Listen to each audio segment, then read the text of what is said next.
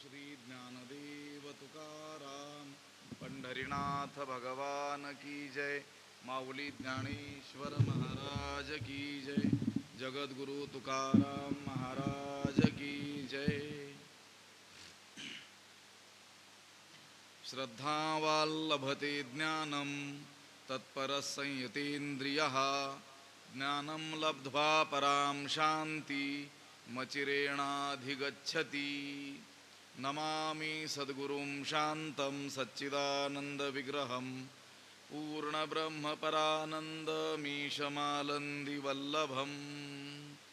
नमो सद्गुरु तुकया ज्ञानदीपा नमो सद्गुरु सच्चिदानन्दरूपा नमो सद्गुरु भक्तकल्याणमूर्ति नमो सद्गुरु भास्करा पूर्णकीर्ति। अखण्डमण्डलाकारं व्याप्तमेन चराचरं तत्पदं दर्शितं येन तस्मै श्रीगुरवे नमः। जयांची केली स्मरण होय सकळ विद्यांचे अधिकरण तेची वंदू श्रीचरण श्रीगुरूंचे ते नमस्कारोनी आता। श्रद्धावाल्लभते ज्ञानं तत्परः संयतेन्द्रियः ज्ञानं लब्ध्वा परां शान्तिमचिरेणाधिगच्छति। ग्रंथराज ज्ञानेश्वरीच्या चौथ्या अध्यायाचा विचार आपण करतो आहोत आणि या चौथ्या अध्यायातील 39व्या क्रमांकाचा हा श्लोक आहे। हा श्लोक साधकाच्या म्हणजे मुमुक्षूच्या दृष्टीनं अतिशय महत्त्वाचा असलेला हा श्लोक आहे। ह्या श्लोकाचा अन्वय आणि अर्थ एकदा आपण पाहूया। श्रद्धावान तत्परः संयतेन्द्रियः ज्ञानं लभते ज्ञानं लब्ध्वा अचिरेण परां शांतिम अधिगच्छति। त्याचा अर्थ असा होतो, श्रद्धावान म्हणजे ईश्वर गुरु शास्त्र वचन यावर श्रद्धा ठेवणारा।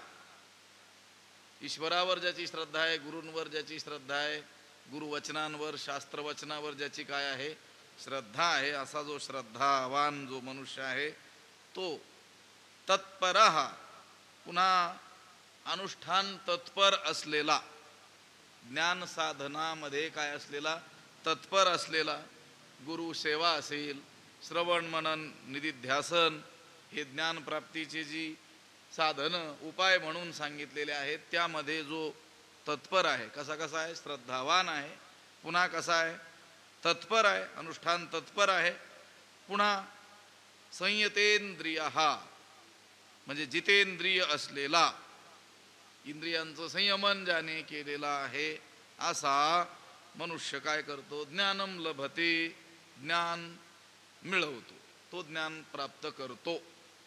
आणि मग नंतर ज्ञानं लब्ध्वा ज्ञान प्राप्त झाल्यावर अचिरेण लागलीच लगेचच विना विलंब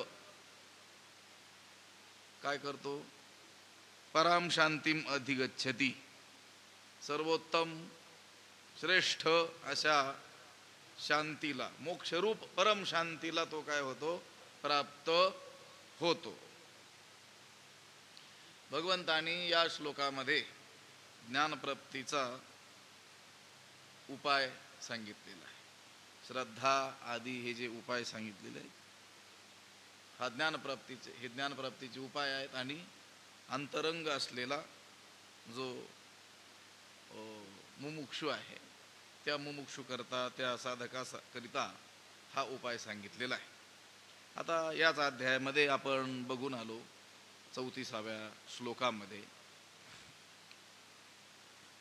तद्विधी प्रणिपातेन परिप्रश्नेन सेवया उपदेक्षन्ति ते ज्ञानं ज्ञानिनस्तत्वदर्शिनः।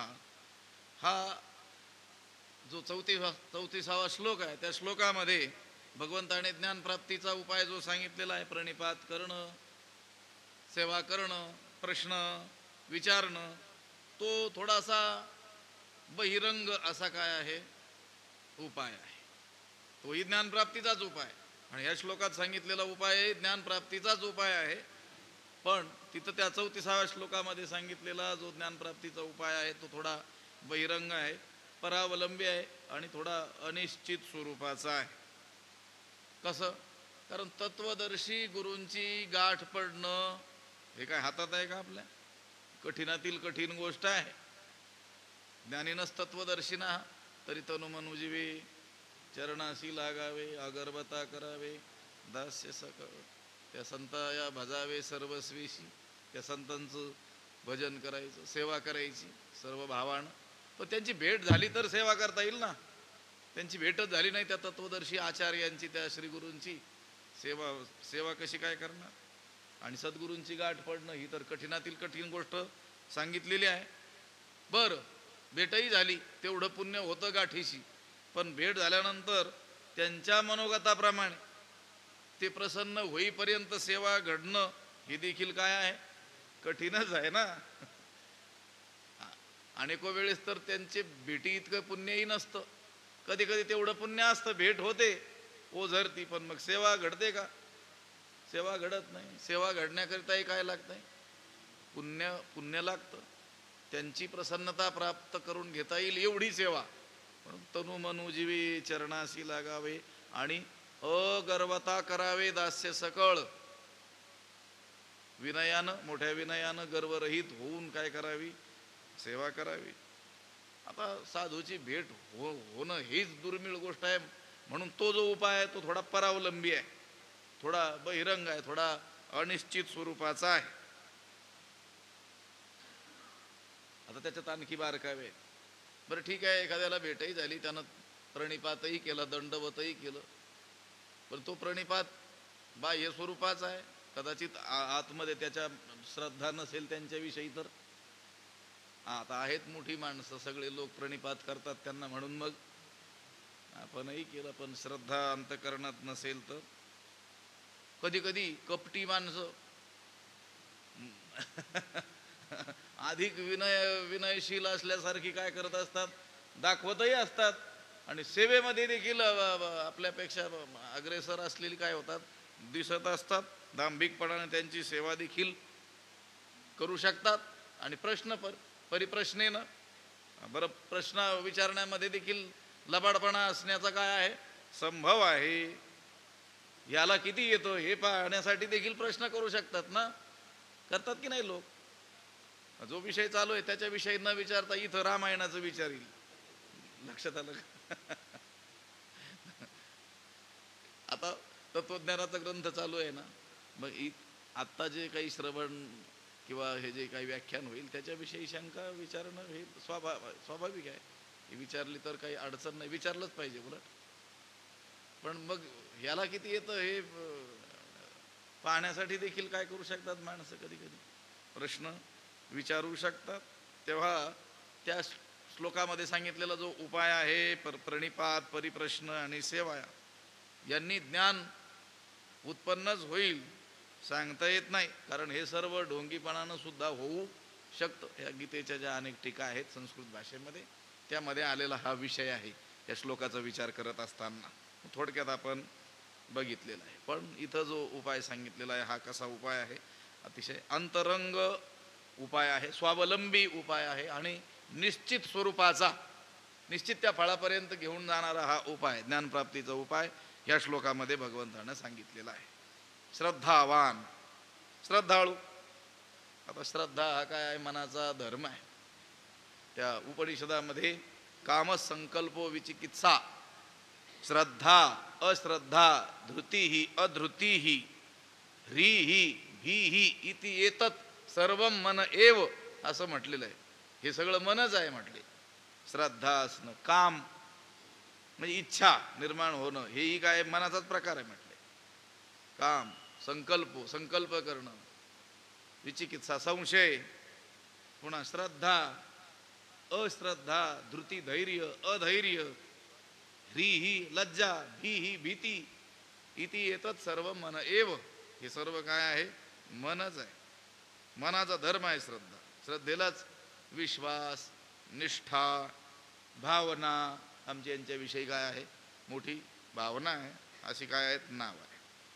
आणि परमार्थ मार्गामध्ये श्रद्धेला मुख्य भांडवल मानलेलं आहे. भांडवल गाठी तरी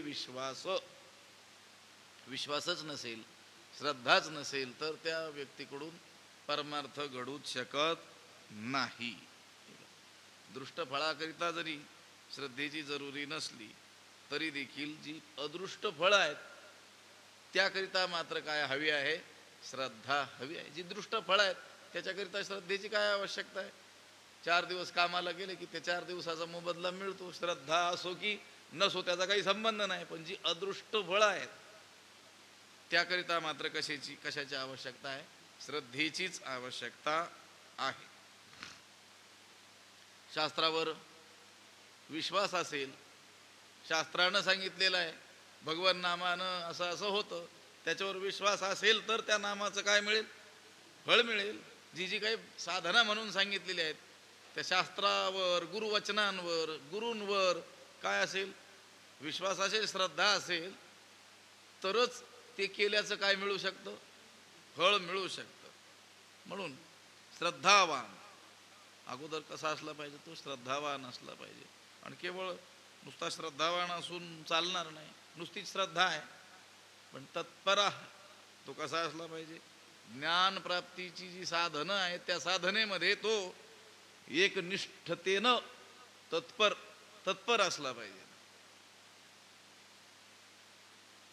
हे फळाकरिता वाट पाहावी लागेल.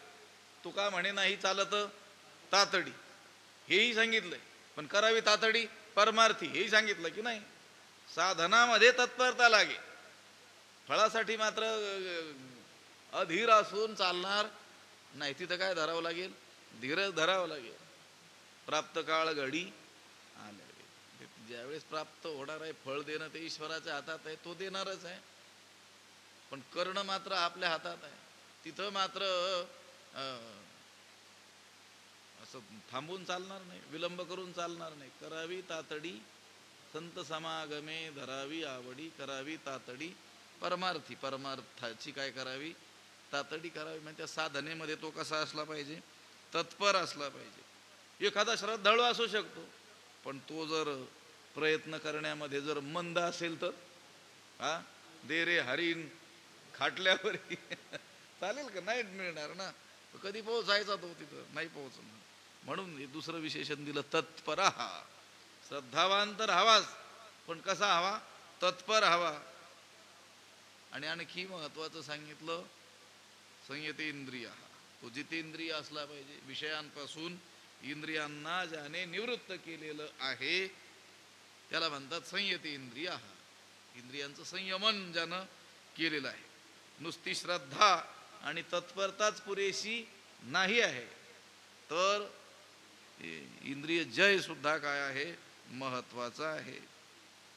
इंद्रिय जय, इंद्रिय संयमन नसेल तर नुसती श्रद्धा आणि तत्परता ही आत्मज्ञान प्राप्त करून देण्याच्या बाबतीमध्ये काय आहे?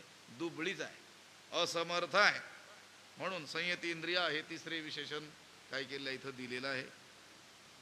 एकंदर सारांश काय आहे? जो श्रद्धावान आहे, जो तत्पर आहे आणि जितेंद्रिय आहे त्यालाच काय होतं? आत्मज्ञान प्राप्त होतं. आणि त्या आत्मज्ञान प्राप्तीनंतर लगेचच विना विलंब, क्षणाचाही विलंब न लागता त्याला काय होतं?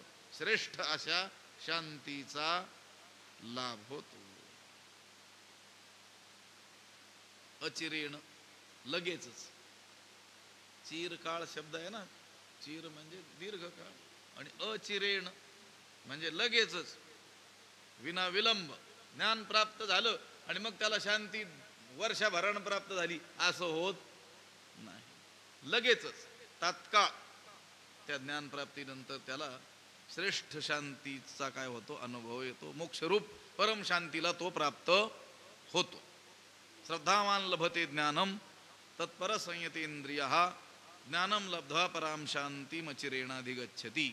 आत्मसुखाची या गोडिया विटे जो का सकळ विषया, जयाच्या ठाई इंद्रिया मानू नाही.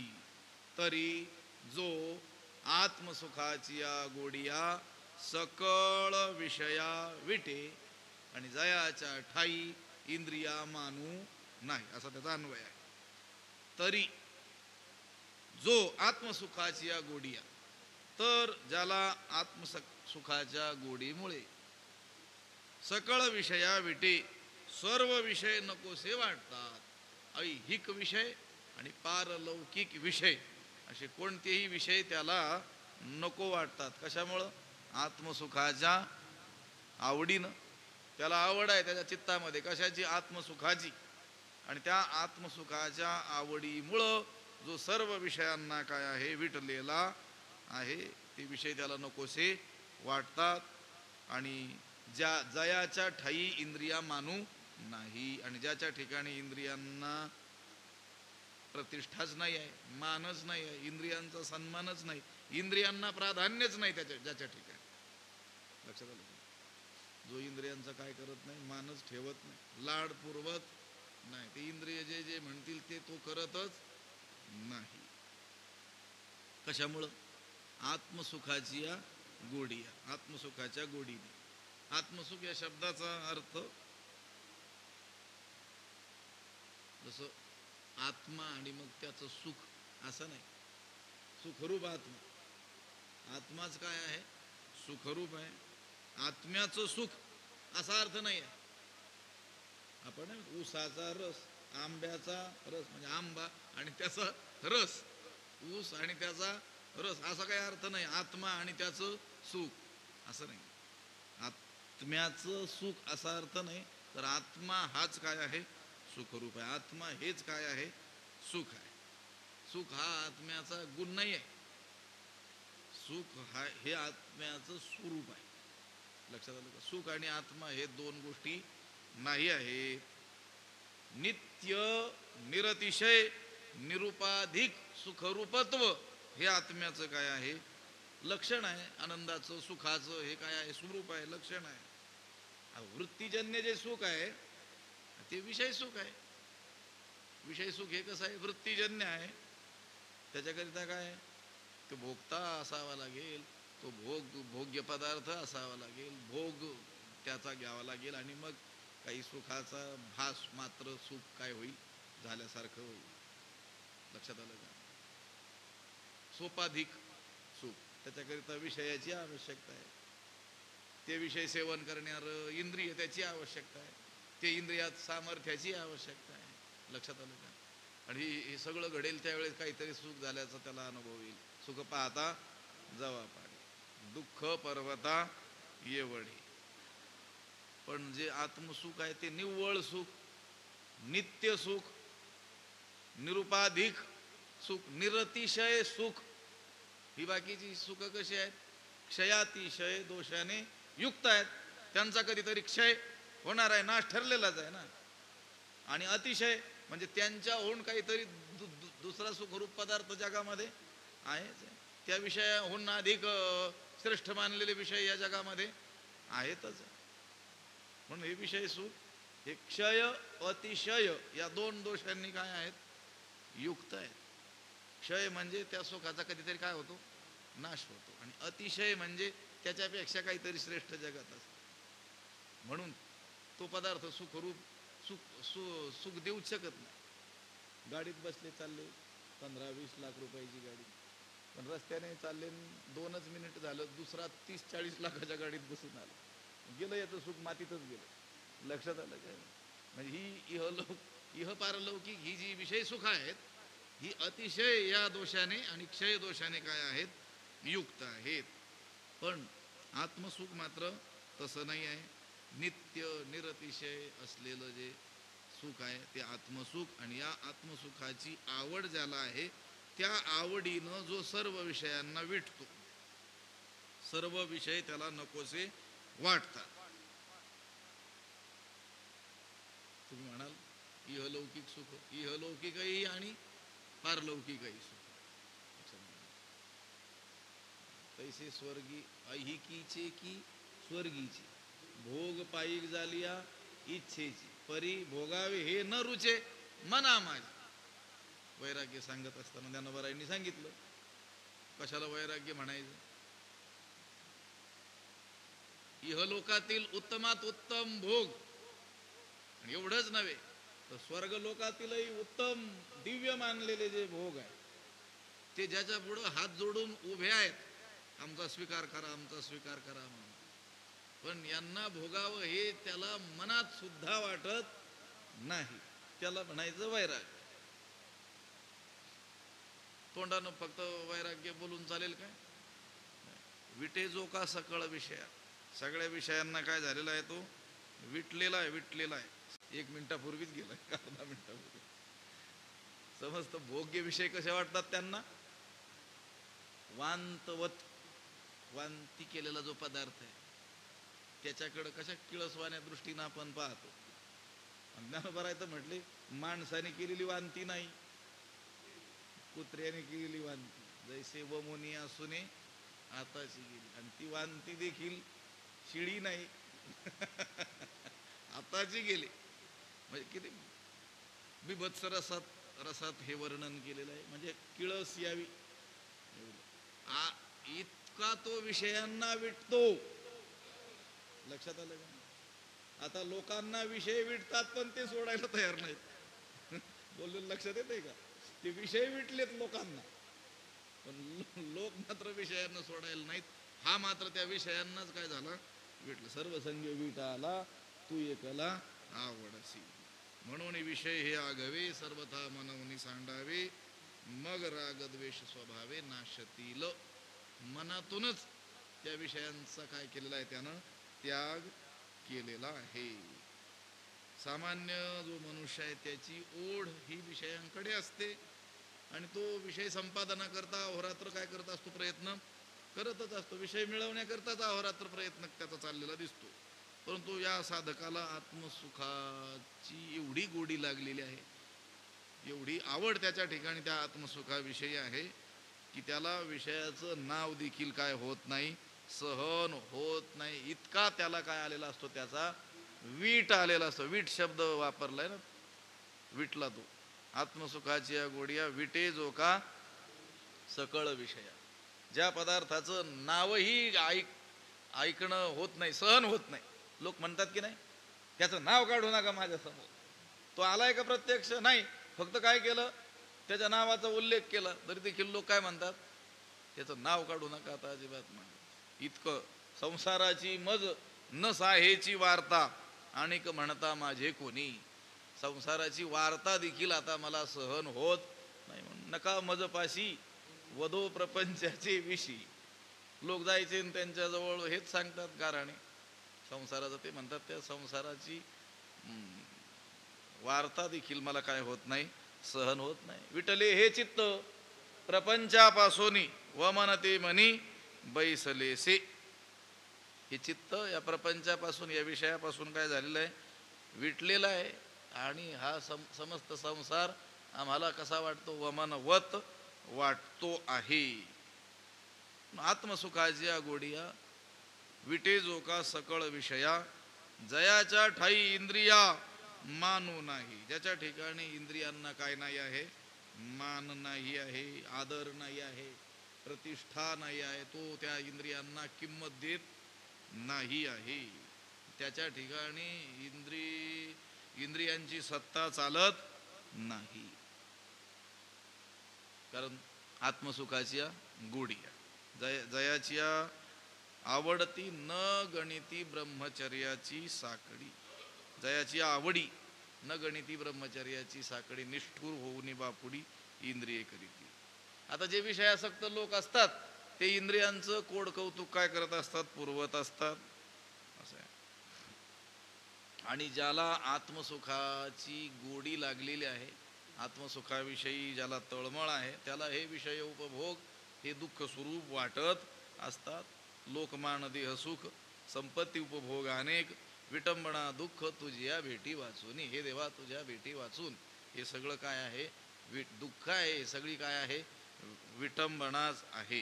तो कोणत्याही विषयाला इंद्रियांच्या द्वारांनी मनाकडे जाऊ देत नाही. विषय हे इंद्रियांच्या द्वारांनी मनामध्ये काय करत असतात? प्रवेश करत असतात.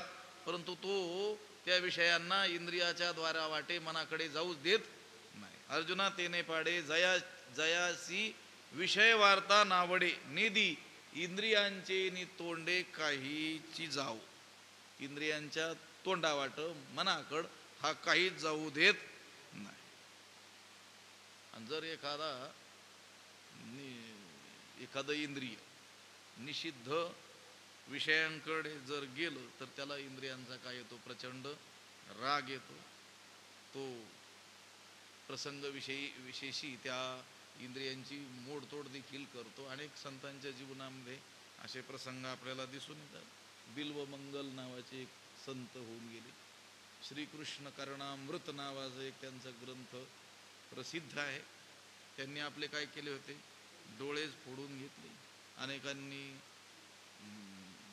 अनेकांनी म्हटले, आपल्या वारकरी संप्रदायातील संत श्रेष्ठ संत परीक्षक गोरोबा काका त्यांनी काय केले? आपले हातच तोडून घेतले. अशा अनेक गोष्टी आपल्या पुराणांमध्ये काय आहेत किंवा संत जीवनामध्ये काय आहेत? प्रसिद्ध आहेत.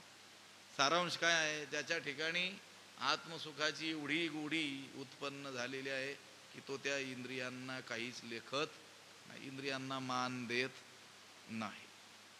जो मनाची चाड न सांगे किंवा मनाशी चाड न सांगे, जो प्रकृतीचे केले नेघे, श्रद्धेचे नि संभोगे सुखिया झाला. जो मनाशी चाड न सांगे, जो आपल्या मनाला इच्छा सांगत नाही किंवा मनाची शब्द हा पाठ घेतला तर आपल्या जो मनाची इच्छा इंद्रियांना सांगत नाही. चाड म्हणजे इच्छा. मनाची असं घेतलं तर मनाची इच्छा कोणाला सांगत नाही? इंद्रियांना सांगत नाही की मला हे असं आवडतंय म्हणून. किंवा मनाशी घेतलं तर तो आपल्या मनाला इच्छा सांगत नाही की हे करावं वाटतं, असं तो आपल्या मनाला सांगत नाही. जो प्रकृतीचे केले नेगे, जो प्रकृतीनं केलेलं कर्म आपल्याकडं आत्म्याकडं घेत नाही. प्रकृती करी कर्मे, प्रकृती काय करते? तिचं ती कर्म. गुणागुणेषु वर्तन्त इति मत्वा न सज्जते. गुण गुणामध्ये प्रवृत्त होतात. ते प्रकृतीचं काय करते आहे? कर्म करते आहेत. ते आपल्याकडे घेत नाही, अज्ञानी घेतो. पुढिलाचे ओझे आपल्या माथा घे, तरी कान दाटीचे धनुर्धरा. ती प्रकृती कर्मे करते आणि हा म्हणतो मी केलं म्हणून. मग भोगावं लागतं. हा प्रकृतीचे केले नेघे, जो प्रकृतीचे केले नेघे, प्रकृतीनं केलेलं कर्म आपल्याकडे घेत नाही. आणि श्रद्धेचे नि संभोगे सुखिया झाला, जो श्रद्धेच्या संभोगानं सुखी झाला, श्रद्धेस अनुसरून काय झालेला आहे? सुखी झालेला आहे. जो मनासी चाड न सांगे. चाड म्हणजे इच्छा. चाड शब्दाचा अर्थ आहे गोडी, आवड किंवा हौस. हौस शब्द आहे मराठीमध्ये, तो देखील चाड शब्दाचा काय होतो? अर्थ होतो न सांगे, सांगत नाही, कथन करत नाही. ही जी उभी आहे, जो मनाशी चाड न सांगे, आता 188वी आणि मागची 187वी, हे दोन उभ्यामध्ये श्लोकात आलेली जी पद आहेत, तत्पर हा, संयतेंद्रिय हा आणि श्रद्धा, या 3 पदाचं व्याख्यान असं क्रमानं केलेलं आपल्याला आढळून येतं. हे 3ही पदं ज्ञानोबरांनी या 2 ओव्यामध्ये मिटवून टाकलेले आपल्याला दिसतात. तो मनाला आपली इच्छा सांगत नाही, म्हणजे मनाच्या इच्छेकडे लक्ष देत नाही, म्हणजे मन मानेल त्याप्रमाणे वागत नाही. जो मनाशी चाड न सांगे. आता मन मानेल तसं जे वागतात त्यांना तुकाराम महाराजांनी गाढव म्हटलेलं आहे. तुका म्हणे ते गाढव, घेती मनासवे धाव. मनासवे धाव जे घेती ते गाढव तुका म्हणे. तुकोबराय म्हणतात ते कोण आहेत? गाढव. आपण उगीच त्या प्राण्यांनाच काय म्हणत असतो? गाढव म्हणत असतो. पण हा जो साधक आहे, हा साधक मनाच्या इच्छेकडे लक्ष देत नाही. तो मनामध्ये इच्छेचा शिरकावच होऊ देत नाही.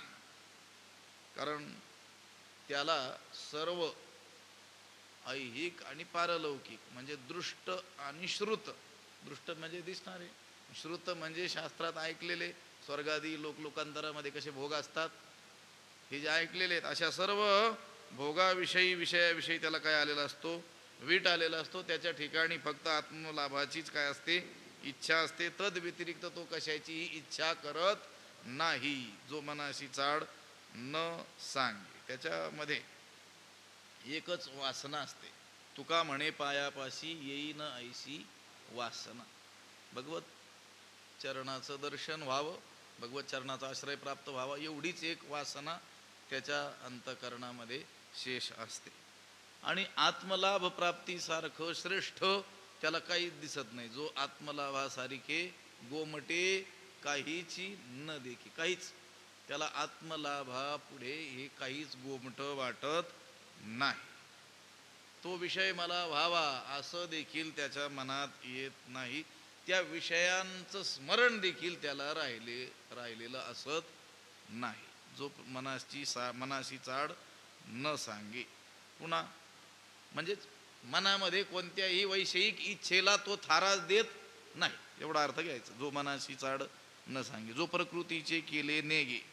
प्रकृतीचे, ही देहादी जो संघात आहे, ही जी प्रकृती आहे, हिच्याकडून घडलेलं कर्म, त्या कर्माचं कर्तृत्व म्हणजे अहंकार तो आपल्याकडे घेत नाही. कर्म हे देहादी संघाताकडून घडतं आहे. आत्म्याचा आणि त्या कर्माचा काहीही संबंध नाही असा त्याच्या ठाई काय असतो, दृढ निश्चय असतो, असं स्वच्छ ज्ञान त्याला असतं. आता जे लोक देहाशी तादात्म्य करतात आणि देहादिकाकडून इंद्रियादिकाकडून घडणाऱ्या कर्माचा अभिनिवेश घेतात, आम्ही ते कर्म केलं असं म्हणतात. मग तेच कर्माचं फळ जे जन्म मृत्यू ते त्यांना काय करावे लागतात, भोगावे लागतात. आपण बघितलं पुढिलाचे ओझे आपल्या माथा तरी कानदाटीचे धनुर्धरा. पुढिलाचे म्हणजे प्रकृतीनं केलेलं कर्म, त्याचा आपला काही संबंध नसताना देखील तो कर्तृत्वाचा अहंकार आपण आपल्या ठाई घेतला, तर मग त्या कर्माचं जे काही फळ म्हणून आहे, काय फळ आहे, पुन्हा पुन्हा जन्मन पुन्हा पुन्हा मरण.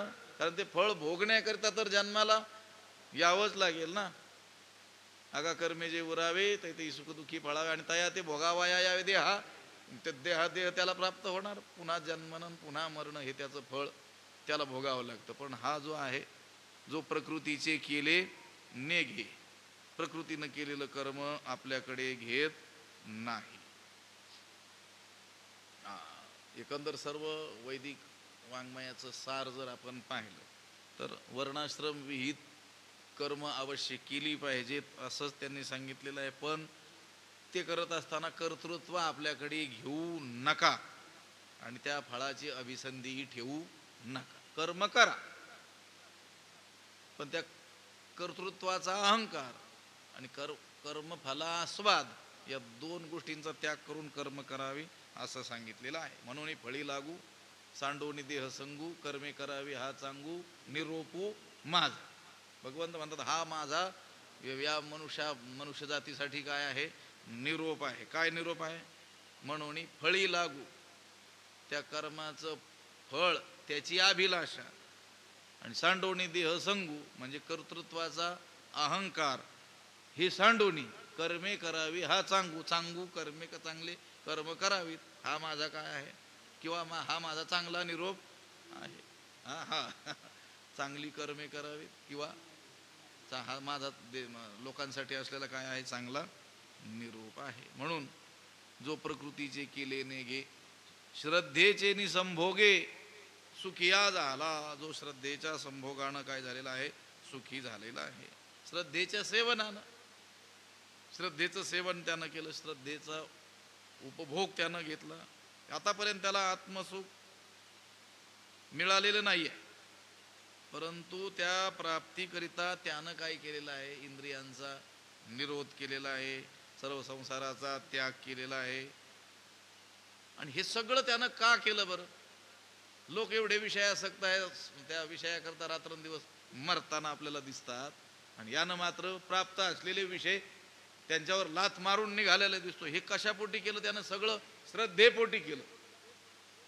ईश्वरावर असलेली श्रद्धा, गुरूंवर असलेली श्रद्धा, गुरुवचन शास्त्रवचन यावर असलेली त्याची श्रद्धा, या श्रद्धेपोटी त्याच्याकडून हे सगळं घडलं.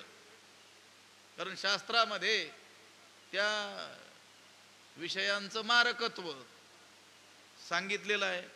त्यानं शास्त्रवचनावर श्रद्धा ठेवून त्या विषयांचा काय केला, त्याग केला. त्या शास्त्रामध्ये ईश्वराचं, आत्म्याचं, परमात्म्याचं सुखरूपत्व वर्णन केलेलं आहे. म्हणून तो प्राप्त व्हावा यासाठी त्यानं त्या गृहादिकांचा किंवा त्या विषयाचा काय केला, त्याग केला. कशामुळं हे सगळं कशामुळं घडलं? मूळ काय आहे त्याचा आधार? श्रद्धा आहे. आणि या श्रद्धेच्या सेवनानं तो काय झालेला आहे? सुखी झालेला आहे. या सगळ्याला आधार जर काय असेल तर ईश्वर, गुरु आणि शास्त्र वचन यावर त्याची असलेली नितांत श्रद्धा. किती श्रद्धा? शास्त्र म्हणेल जे सांडावे ते राज्य ही तृण मानावे, जे घेववी ते न म्हणावे विषयी विरू. किती श्रद्धा आहे त्याची? जर शास्त्रानं सांगितलं हे राजा, तू जर राजा असेल या राज्याचा काय कर, या क्षणालाच काय कर, त्याग कर. किंवा राजा नसेल, प्रजा जरी असेल, त्याला सांगितलं या राज्यात आता राहू नकोस. कोणी सांगितलं? शास्त्राने. तर तो डोळे झाकून त्या शास्त्रवचनावर विश्वास ठेवतो आणि शास्त्र ही माझी आई आहे, माझ्या हिताचाच ती काय करील, विचार करील. म्हणून तत्क्षणी त्या राज्याचा काय करतो? त्याग करतो. त्याने केला पाहिजे एवढी श्रद्धा असली पाहिजे. आणि जे घेववी ते न म्हणावे विषय विरू, आणि शास्त्रानं सांगितलं हे विष प्राशन कर, तर त्यानं विचार करू नये की हे जीविताच्या विरोधी आहे, माझ्या जीविताचा याने काय होईल, घात होईल. तत्क्षणी त्या विषाचं काय करावं? प्राशन करावं. करतो. एवढी काय असते? श्रद्धा असते. ऐसिया वेदाईक निष्ठा झालिया जरी सुभटा तरी के आहे अनिष्ठा भेटणे का? या ओवीच्या पुढची ओवी आहे. अशा रीतीची वेदनिष्ठा, शास्त्रनिष्ठा ज्याच्या जीवनामध्ये प्रगट झाली असेल, हे सुभटा, हे अर्जुना, त्याचं अनिष्ट कोण करू शकेल? त्याचं अकल्याण कोण करू शकेल? त्याचा सर्वनाश कोणीही करू शकणार नाही. कोणाचा? ज्याची एवढी श्रद्धा शास्त्रावर आहे, या साधकाची असते. आणि त्या श्रद्धेच्या संभोगानं तो काय झाला? सुखी झाला. हे पहा, लोक परमार्थ करत नाहीत असं नाही. परमार्थ मार्गाचे पथिक अनेक लोक आपल्याला दिसतात. आणि ज्या ज्या काही साधना म्हणून सांगितलेल्या आहेत त्या सगळ्या साधना करतानाही लोक आपल्याला दिसून येतात. गंगा स्नान, नामस्मरण, दान, धर्म, तीर्थयात्रा, सेवा इत्यादी बऱ्याच गोष्टी करताना आपल्याला दिसतात. पण जे फळ त्या उपासनेचं, त्या गोष्टीचं आहे असं शास्त्रात सांगितलं, ते मात्र मिळताना काही दिसत नाही. बोललेलं लक्षात आलं? शास्त्रात ज्या साधना म्हणून सांगितल्या त्या साधना करताना अनेक लोक आपल्याला दिसतात, पण त्या साधनेचं फळ जे शास्त्रात वर्णन केलेलं आहे ते तर काही मिळताना त्यांच्या जीवनात दिसत नाही. त्याचं कारण काय? साधना करतात पण श्रद्धापूर्वक करत नाहीत. हे त्याचं काय आहे? मुख्य कारण आहे. नही कल्याणकृत कश्चित दुर्गतीन तात गच्छती. जर आपली श्रद्धा नसेल, ती साधनं करत असताना, तर तेवढं फळ आपल्याला काय होत नाही, प्राप्त होत नाही. पण हा जो आहे, हा साधक श्रद्धेचे निसंभोगे सुखिया झाला. श्रद्धेच्या सेवनानं तो काय झालेला आहे? सुखी झालेला आहे. उरकून टाकू एवढा आता. तया तेची गिवसित ते ज्ञान पावे निश्चित, जया माझे अचुंबित शांती असे. ज्यामध्ये म्हणजे ज्या ज्ञानामध्ये अचुंबित शांती असे, संपूर्ण अशी काय आहे? शांती आहे. कोणत्याही दोषाचा स्पर्श न झालेली शांती त्या ज्ञानामध्ये असते. ते ज्ञान कसं ज्ञान? ज्या ज्ञानामध्ये अचुंबित शांती आहे, ज्या ज्ञानामध्ये संपूर्ण शांती आहे, ते ज्ञान तया तेची गिवसित निश्चित पावे. ते ज्ञानच त्याला काय होतं? शोधित येऊन निश्चयानं काय होतं? प्राप्त होतं. त्याला ज्ञान प्राप्त करायला नाही जावं लागलं, ते ज्ञानच याचा काय करतं? शोध घेत येतं. कोणतं ज्ञान? ज्याच्यामध्ये अचुंबित शांती आहे असं ज्ञान. जे ज्ञान प्राप्त झाल्याबरोबर उत्तर क्षणातच याला श्रेष्ठ शांतीचा लाभ होणार आहे असं ज्ञान त्याला शोधत येतं. कोणाला? हे वरच्या ओव्या ज्याच्या जीवनात आत्मसुखाची गोडिया विटे जो का सकळ विषया, जयाच्या ठाई इंद्रिया मानो नाही, जो मनाशी चाड न सांगे, जो प्रकृतीचे केले नेघे, श्रद्धेचे निसंभोगे सुखिया झाला तया तेची. त्यालाच गिवसित, त्याला त्याचाच शोध करीत, ते ज्ञान पावे निश्चित. ते ज्ञान निश्चित प्राप्त होतं. कोणतं? जया माझी अचुंबित शांती असे, ज्याच्यामध्ये अचुंबित स्पर्शरहित कोणत्याही दोषाने युक्त नसलेली शांती काय करते, वास्तव्य करत असते, असं ज्ञान त्याला प्राप्त होतं. तया तेची त्यालाच, त्याला म्हणजे ज्याला आत्मसुखाची चटक लागल्यामुळं सकळ विषयांना जो विटलेला आहे, इंद्रियांची लाड करत नाही, इच्छेला मनात शिरूज देत नाही, प्रकृतीच्या केलेल्या कर्माचं कर्तेपण आपल्याकडे घेत नाही, आणि ज्याची शास्त्र गुरु आणि ईश्वरावर काय आहे, श्रद्धा आहे, त्यालाच हे ज्ञान, हे स्वरूप ज्ञान आपण होऊन शोधत येतं. ते ज्ञान त्याचा शोध घेतो, त्याला ज्ञानाकडे नाही जावं लागेल. असं गोष्ट आहे. गोष्ट अशी आहे, ज्ञान हे आपलं स्वरूपच आहे, पण त्या ज्ञान प्राप्तीचा जो अधिकार आहे तो अधिकार नाही आहे. ज्ञान हे दुसरीकडून कुठून येणार नाही आहे. ज्ञान हे आपलं काय आहे, स्वरूपच आहे. आपण प्रत्येक जण ज्ञान स्वरूप आहोत. ज्यामध्ये शांतीचं वास्तव्य आहे ते ज्ञान आपलं स्वरूप आहे, पण आपल्याला त्याचा काय नाही, अनुभव नाही. सगळे ज्ञान स्वरूप आहे, तर मग का शांतीचा अनुभव, श्रेष्ठ शांतीचा अनुभव का नाही आहे? तर ते ज्ञानप्राप्तीचा अधिकार नाही आहे. आपण जाणलंय का आपल्याला आपण आत्मरूप आहोत म्हणून? नाही जाणलेलं. ते ज्ञानप्राप्तीचा अधिकार याच्यात सांगितलेला आहे. विटे जो का सकळ विषया जयाच्या ठाई, इंद्रिया मानो नाही, जो मनाशी चाड न सांगे, प्रकृतीचे जो प्रकृतीचे केले ने गे, श्रद्धेचे निसंभोगे सुखिया झाला. हे असं जर आपल्यात होईल तर तयातीची गिवसीत, ते ज्ञान पावे निश्चित. म्हणजे ते ज्ञान काय होईल, उद्भूत होईल, निर्माण थोडंच होणार, ते आहेच. ज्ञानोबरायांची आरती करताना काय म्हटले, लोपले ज्ञान जे, ज्ञान नष्ट नव्हतं झालं, लोपलं. सूर्य आकाशातच असतो, पण ढगामुळं काय झालं, आच्छादित झालेलं, ते ढग दूर झाले, सूर्य आकाशात आहे. पाण्यावर शेवाळ येतं, पाणी आहे, ते शेवाळ काय करायचं आहे, दूर करायचं आहे. हाते आपुलेने हाते, पाणी तिथं काय आहे, आयतच आहे. त्याप्रमाणे ज्ञान हे प्रत्येकाचं स्वरूपच आहे, पण त्याच्या प्राप्तीचा अधिकार नाही आहे. अधिकार प्राप्तीसाठी ही सगळी खटपट आहे. तेवढा अधिकार असेल तर ते ज्ञान त्याला हुडकत येते. तया तेची गिवसीत, त्यालाच शोधत ते ज्ञान निश्चित प्राप्त होतं, ज्याच्यामध्ये अचुंबित काय आहे, शांती आहे. दोषानं स्पर्श न केलेली काय आहे, शांती आहे. संपूर्ण शांती आहे. शांती या शब्दाचा अर्थ मोक्ष असा आहे. मोक्ष स्वरूप असलेली शांती, स्वरूपावस्था किंवा ज्याला ब्राह्मी स्थिती असं म्हणतात. तरी गिळवणी ज्ञेयाते, ज्ञाता ज्ञानही मागवते, हरपे निरुते ते शांती पैगा. शांतीची व्याख्या केलेली आहे. काय शांतीची व्याख्या, ज्ञेयाते गिळुनी, ज्ञाता ज्ञानही मागवते, हरपे निरुते. म्हणजे जिथं काही त्रिपुटीच राहत नाही असं जे स्वरूपभूत ज्ञान, त्यालाच काय म्हटलं, शांती. त्या मोक्षालाच काय म्हटलेलं आहे, शांती म्हटलेलं आहे.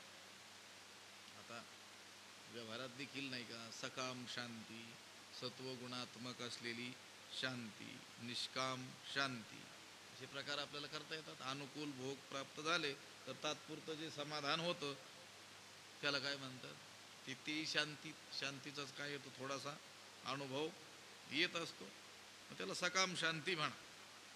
बर, दुसऱ्यांनी जरी आपल्याला काय केला, त्रास दिला, तरी देखील चित्त क्षुब्ध न होणं, अशा प्रकारची असलेली अनाक्रोश क्षमा, तिला देखील सत्वगुणात्मक काय म्हणता येईल, शांती म्हणता येईल. पण आत्मज्ञानानं प्राप्त होणारी जी निष्काम शांती, जिच्यामध्ये भोगता भोग्य आणि भोग या त्रिपुटीचा काय होतो, नाश होतो, जिला स्वरूप शांती म्हणतात, तीच खरी कोणती शांती आहे, अचुंबित शांती आहे, जिच्यामध्ये कोणत्याही प्रकारचा दोषाचा स्पर्श नाही आहे. तया तेची गिवसीत, ते ज्ञान पावे निश्चित, जया माझी अचुंबित शांती असे. आता अजून 3 ओव्या राहिलेल्या आहेत, तर ते काय होणं शक्य नाही दिसत. उद्याच्याला त्याचा विचार करू. पुंडलिक वरदा हरिविठ्ठ श्री ज्ञानदेव तुका पंढरीनाथ भगवान की जय. माऊली ज्ञानेश्वर महाराज, जगद्गुरु तुकाराम महाराज की जय. विठ्ठल विठ्ठल विठ्ठल विठ्ठल. पुंडलिक वरदा हरी विठ्ठल. श्री ज्ञानदेव पंढरीनाथ भगवान की जय. माऊली ज्ञानेश्वर महाराज. आता विश्वात्मके देवे, येणे वाग्यज्ञे तोषावे. तोषोणी मज द्यावे पसायदान हे. जे खळांची व्यंकटी सांडो, तया सत्कर्मी रती वाढो. भूता परस्परे पडो, मैत्र जीवांचे दुरितांचे तिमिर जावो. विश्व स्वधर्म सूर्ये पाहो, जो जे वांछील तो ते लाहो. वर्षत ईश्वर निष्ठांची मांदियाळी, अनवरत भूमंडळी भेटो तया भूता. चला कल्पतरूंचे आरव, चेतना चिंतामणीचे गाव. बोलते जे अर्णव पियुषांचे, चंद्रमे जे अलांछन. मार्तंड जे तापहीन, ते सर्वाही सदा सज्जन. सोयरे होतू किंबहुना सर्व सुखी, पूर्ण होवणी तिही लोकी. भजिजो आदि पुरुखी अखंडित, आणि ग्रंथोपजीविये. विशेषी लोकी इये, दृष्टादृष्ट विजये होवावेजी. एथ म्हणे श्री विश्वेश्वरावो, हा होईल दान पसावो. येणे वरे ज्ञानदेवो सुखिया झाला. येणे वरे ज्ञानदेवो सुखिया झाला. येणे वरे ज्ञानदेवो सुखिया झाला. पुंडलिक वरदा हरी विठ्ठल. श्री ज्ञानदेव पंढरीनाथ भगवान की जय. माऊली ज्ञानेश्वर जगद्गुरु तुकाराम महाराज, शांती ब्रह्म एकनाथ महाराज, सद्गुरु बंशी महाराज की, सद्गुरु जोग महाराज की जय.